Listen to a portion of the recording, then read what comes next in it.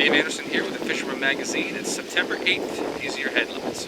Offshore fishing is exploding across the region from Atlantis Canyon all the way up to the Sword off the Cape. We're also hearing about awesome topwater fishing from big striped bass off of Rhode Island. And lastly, Albie fishing continues to explode across all of southern New England. Stay tuned for all that in this week's New England Fishing Forecast. The fishing news is sponsored by these fine partners.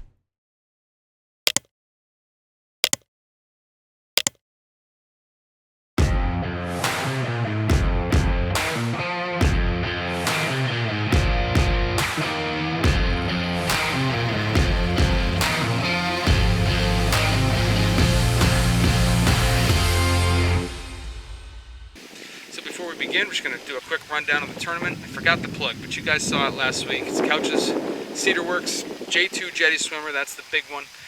It's in the fishiest color ever invented, solid white. And, it's really lit a fire under a lot of you guys. I got a lot of submissions this week, both through text and email. The rules are very simple. It just has to be a recently caught fish, and it has to show you in the photo. Other than that, it doesn't matter if it's freshwater, saltwater, surf, boat, kayak, however you catch it, doesn't matter to me. It could be on vacation.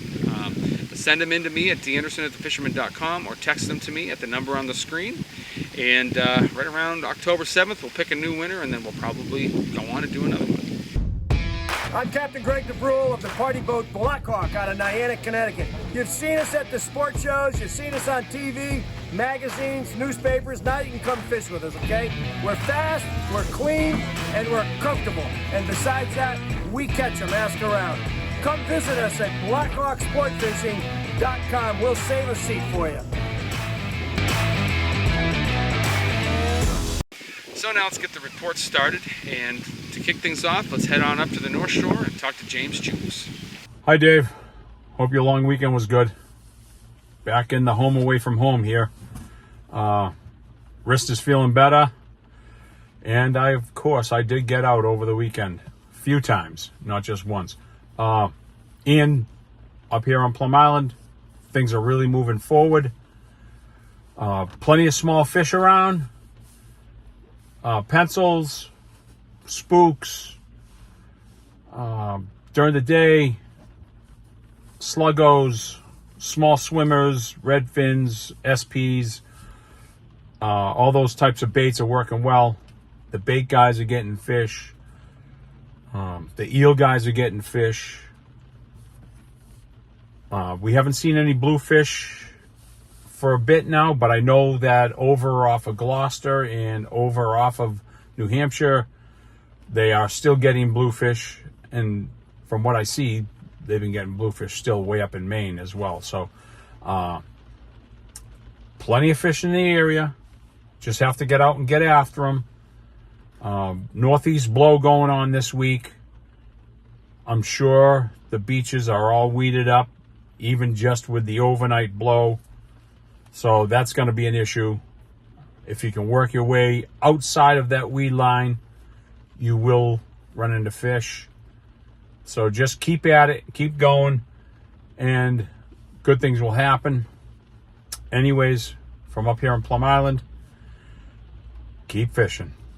Thanks, James. Sounds like things are really starting to come together up there, as they are across all of New England. Fall-like fishing is underway. In fact, when I pulled up here, there was a massive blitz out here, and I'm kind of hoping that it'll fire up again sometime on camera.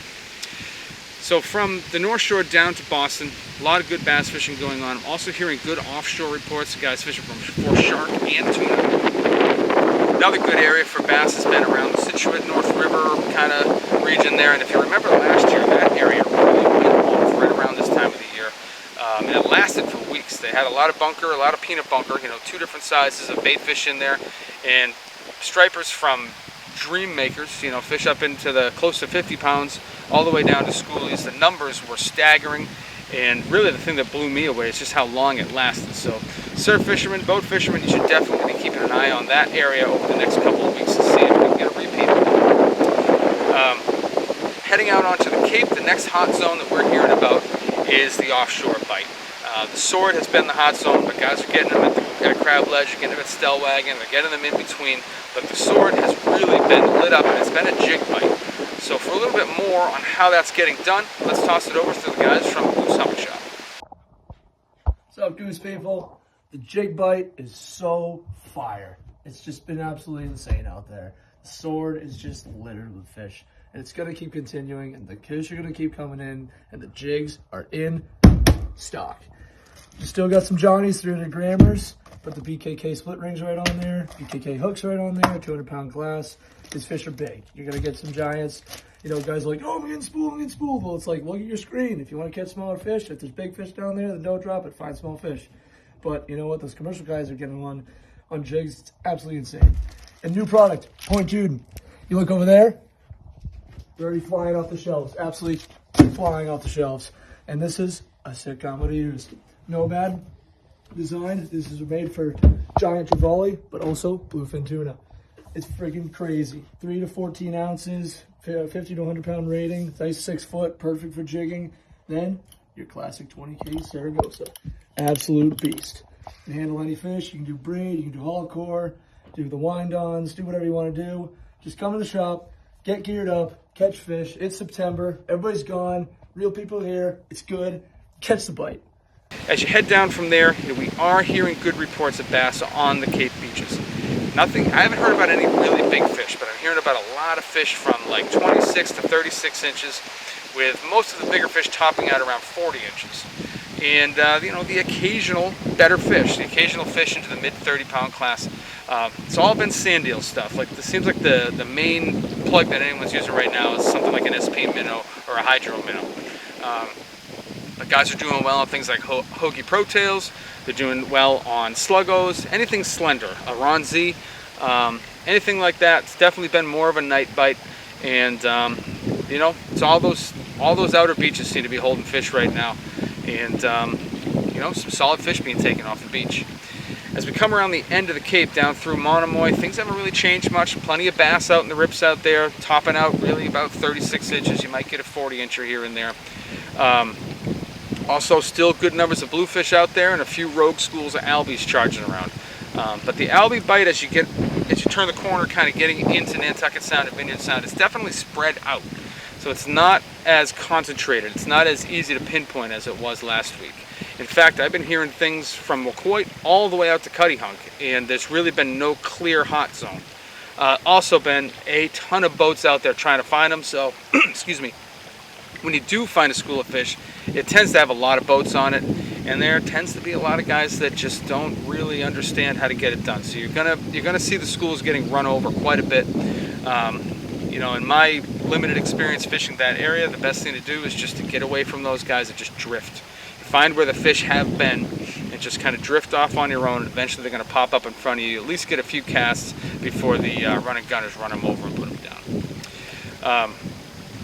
Out at the vineyard, we're coming right up on Derby time now. It's going to open up on the 11th. And, the Albie fishing out there hasn't been quite as good as it was last week either. Still plenty of fish being caught out there, though. It's just a little bit more of a hunt. The good news is there's been more bonito showing up. There really hasn't been any particular spot where the bonito have been showing, but they have been showing in greater numbers. Blue fishing still very good along the south side, and the striper fishing, even though they're not eligible for the Derby, still very good. They're having an above average season out there, and that seems to be continuing. As you cross over into Buzzards Bay, we're not hearing a lot about Albies getting through. There are a few, but just not those numbers that everyone's hoping for. Everyone's charging right out to the Elizabeths and then heading up around Woods Hole to find their Albies. A few Albies have made it into the canal. The canal has had a pretty decent bite of striped bass. So for a little more on that, let's toss it over to East End. I'm here on a wet, rainy morning on the canal in the West End, underneath that little shack that has a roof over some picnic tables. The only place that could provide protection from the rain for my camera, so I could film this morning. The canal's been great. It's died down a little bit since the tremendous blitzes we had for a couple of weeks, but there are still blitzes. They're just not as strong or as frequent. There's still a lot of bait in the canal, a lot of silver sides and peanut bunker. I haven't seen a mackerel in a while, but there are peanut bunker everywhere. Canal rat Bob Ware caught a couple of 22-pounders in the West End, and Jumpin' Joe England was reeling in slot after slot, and he ended his day with a 20-pounder on a green Mac fish lab. Across the way at Bell Road, there was a unfortunate accident. A guy, now I wasn't there, but from what I could see on YouTube and from what I heard from friends, was that a guy, it was crowded conditions, a guy jacked his lure in real fast to avoid tangled lines, and the lure went sailing through the air and ended up getting stuck in a guy's head, another fisherman's head, and kind of looked like a soft plastic jig, which, as you know, has strong hooks on it, a single hook. And so this guy's walking around unhappy with naturally with a hook sticking out of his head, a lure attached to his head, and so he got it removed by another guy standing on a truck who performed emergency room triage and took bolt cutters and cut the hook in half, the shank, and of course that freed the lure, but now the guy still has part of the bend of the hook and the shank still stuck in his skull. So presumably he went to the hospital and hopefully he's okay. Bow Road is always an exciting place. So moving down the canal further, I caught a 37-inch at Tuxet on the Cape side with a white guppy Jobo, Jobo Jr. And next to me, the Keenan brothers were fishing, Joe and his brother Sean. And Joe hooked into a fish, a nice fish about 40 yards out, and fought it in to about 10 yards. It was in pretty close, and the fish wrapped the line around a submerged rock that we couldn't see. And so Joe did everything he could to get the line off the rock, but he couldn't. And he couldn't budge it. I'm surprised the line didn't break. But so Joe took his rod and stood it up in some crevices of rocks and just left the rod standing there, sticking straight up. And then he took another rod and kept fishing. So he caught some slots, and he caught a 38-inch. And then after about 20 minutes, he put a bucktail on, went back to the mess, and he hooked onto his line that was wrapped around the rock, and he pulled it off the rock. And now he set the line free. The fish is still on his lure, and it looks, you can see that it's a pretty big fish. So he's just starting to reel it in. After 2 seconds, there's a huge explosion of salt water when an enormous seal comes along and grabs the striper in his mouth, and he takes off to the center of the canal. So Joe knew that was a losing battle, so he cut the line, and the seal had his breakfast. And moving on down the canal towards the Bourne Bridge and the Sagamore Bridge, guys have been doing well there with jigs on the bottom, and in the east end, guys have been doing well with swimmers, magic swimmers, and SP minnows, and as well as fish labs, white fish labs and green mac fish labs on the bottom jigging. A lot of bluefish on the bottom, big bluefish in the east end. So if you're going to jig for a bluefish, be prepared to have some of your soft plastics bitten off. So the canal looks good. I think it's going to look even better. We've got a full moon on September 10th, and so things look great. Things are looking up. So my tip of the week is, if you're going to install a rod holder on the back of your canal bike on the basket, attach it at a 45-degree angle, because there are a lot of low-hanging branches that are tree branches right over the service road. So if you put it at a 45-degree angle, the tip of your rod will be able to avoid the tree branches. So until next time, be safe and catch a big one. Last thing saltwater-wise in Massachusetts is the Westport and further out bite with Jason Colby.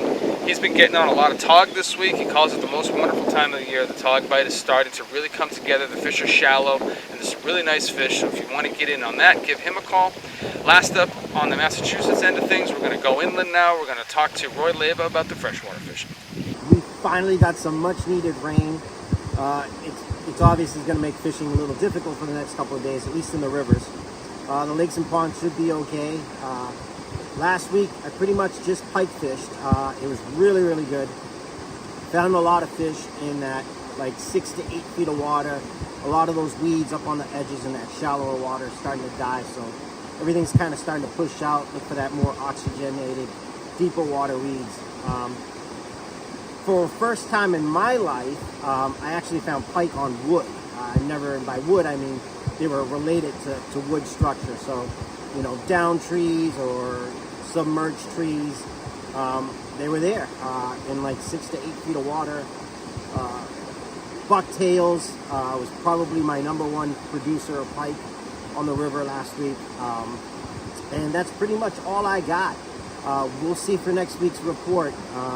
I don't know, hopefully everything's muddy and turned up and moving finally again, so maybe it's trout season coming up. We just gotta wait for all this water to die down and see what happens. All right, catch you later. Thanks.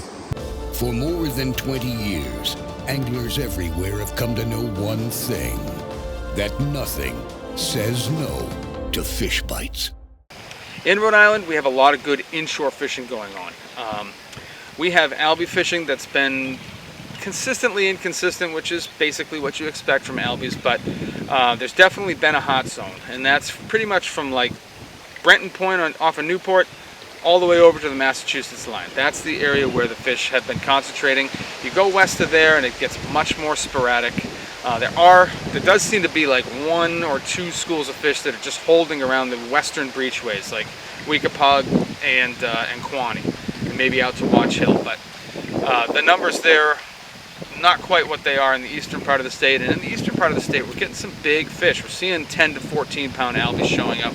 Just started to see some half beaks over the last few days too. So, you know, if you remember a few years back, we had a pretty good run at half beaks that came up into the Narragansett Bay, and that really fired up those big albies. And you know, it almost kind of made them dumb. Like, they were so easy to catch for about a week when those half beaks were in. We were getting them on like the real big hoagie epoxy jigs and stuff like that, and I mean, the bite was on fire. So we can cross our fingers and hope that happens again.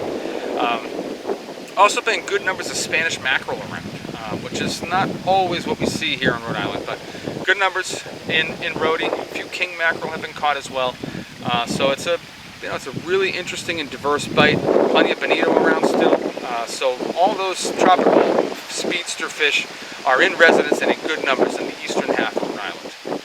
On the striper side, things are looking pretty good along the rocky shorelines, along the deeper rocky shorelines. There's a lot of bait around. This is the time of year when the mullets start to run out of the rivers, and that can fire up some really big striped bass. I got a picture here from Jeff Sullivan, who writes for us here and there. He's a great fisherman. He lives here in Rhode Island. He works up in Warren at Lucky Bait and Tackle, and he pulled a 53-pound striper on the dock this week. That's an impressive fish, no matter how it's caught. But on top water, man, that's like the best dream you could ever have. And that's maybe not indicative of the size of the fish that guys are getting on top water, but they're getting bigger fish. They're getting 20-plus pound fish with greater regularity, fishing in the whitewater. And you know, it's happening from the surf and from the boat. So we're seeing more and more better fish in Rhode Island waters this week. The other thing that's been, actually before we do that, for a little bit more on what's going on in this half of the state, on the eastern half of Rhode Island, let's toss it over to Coral Aiello from Sara Star Charters. As we approach the fall season here, we're seeing what we normally see this time of year, which is tons of bait. It's usually a very fishy time of year. The fish are still on the peanut bunker. They're still around. You know, there's so many stripers still out there in front of Newport, you know, big bass. They're not in their normal spots all the time. They are constantly moving, so you do have to sometimes search for them a little bit. But there's bluefish. They showed up in the last few days. Of course, everything's just on this bait. There's so much bait inshore. The tog bite has picked up. You know, we're catching them from anywhere from 20 feet to over 100 feet of water. You do have to weed through a lot of shorts to get some keepers, but that's just normally how it is to the start of the, you know, the fall season. You know, there's also some double digits already being caught. And the albies and the bonito are just, you know, if you find some, you know, you'll most likely catch if you find a feed, because they're on the peanut bunker, which I've noticed last time I went, they're on the peanut bunker, and they were very easy to just hook into, because when they're on the bigger baits, it's a little more easy to get them to kind of bite your lure. So, you know, lots of big albies. I know the Rhode Island State Record albie was even caught this year. So Rhode Island is definitely off to a great fall season. You know, the offshore bite has been really good, and it's hard to even say offshore because a lot of these tuna are being caught very close to shore, bluefin and yellowfin. It's been very consistent. So yeah, definitely looking forward to a very good fall season. Now, bottom fishing still very good in Rhode Island as well. Togging has been picking up. Guys are getting them from shore. They're getting them obviously from boats and kayaks. The fish are shallow, you know, 5 to 20 feet of water. You don't have to go any deeper than that. And the bite is on. Still, you know, already seeing some really nice fish being caught in Rhode waters. As you head out further, you know, this black sea bass bite, still red hot, scup bite, still very good. But the big thing that's got people excited right now is the fluke bite. It's the best fluking of the year. It's probably the beginning of their southward migration, but out by the windmills, that bite has really fired up, and we're seeing a lot more bigger fish being caught this week. For a little bit more on what's been going on in that area, let's toss it over now to John Leyve from JL Jewkes. We've had some weather the past couple of days, so I haven't been out. I've been in here making up blackfish rigs, getting ready for the blackfish season. I did a blackfish trip before the northeast wind came, and we did all right. Anchored in like 55 feet of water, and fishing was pretty good. There was a lot of smaller fish. We got henpecked to death by little sea bass, but we ended up with some good fish. I hear that I haven't been over to the island recently. The bass fishing is still definitely in a lull. All those fish, we had a lot of fish around the island. I don't know where they went. They either went offshore, they either went east, they went west. They'll be back, but right now, bass fishing around Block Island is fairly tough from what I hear. The sea bassing is still strong. I'm pushing a little bit further out for those. And the fluke fishing also, I'm pushing further out for those. Fluke are one of the first to start to migrate offshore.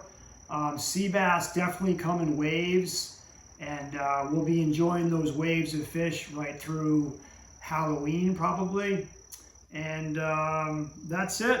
So I'll get back to you with some blackfish reports. I have a blackfish trip tomorrow, Friday, Saturday, and Sunday. Mixed blackfish sea bass. Anchor up, send down some crabs, see what we catch. All right, have a good one. Heading west from there, you know, as we talked about, there's been a few Albies around the western end of the state. Striped bass fishing's been good for, geez, I mean, it's been 2 months that the striper fishing's been good around the breacheways and up inside the ponds. That's not slowing down. Still plenty of fish there, plenty of fish being caught. And that's the story that I have for you guys in Rhode Island this week. As we move over into Connecticut, there's a lot of hopeful people holding their breath for Albies. But they have not crossed over into Long Island Sound by anyone's accounts, at least as far as I have heard yet. The closest I've heard of Albies being caught is Watch Hill. I mean, that's just barely around the corner. But there's two places where you will typically see the first Albies in Connecticut waters, or in Long Island Sound waters, I should say. Either they're going to come around that corner, they're going to go up along the Thames, maybe make it all the way out to Nantucket Bay, or they're going to come in along the North Shore of Long Island, and you're going to find them out by Point Judith or something like that, so you have to cross over to find them. Those are the two modes or, entry points that they tend to take in Long Island Sound, and we're all just kind of waiting for that to happen right now. The good thing is that there's a lot of great fishing going on while we wait for that to happen. So the blue fishing has been probably the best I can remember in the last few years anyway. Guys are getting them in the race, they're getting them in the gut, which is historically a great spot. There's been a lot of bluefish around the mouth of the Thames. There's been a lot of bluefish on the smaller side up around Nantucket Bay with some schoolie to slot stripers mixing in with them. There's been some big bluefish around the mouth of the Connecticut River. And then, you just keep heading out from there. There's been some nice bluefish being taken, like Southwest Reef, 6 Mile, Faulkner's, that whole area, all throughout New Haven Harbor and all the way out west, which we'll hear more from Max on at the end of this thing. But the blue fishing has been off the charts. Snapper fishing is on fire also right now. We're seeing them from Connecticut all the way through Rhode Island.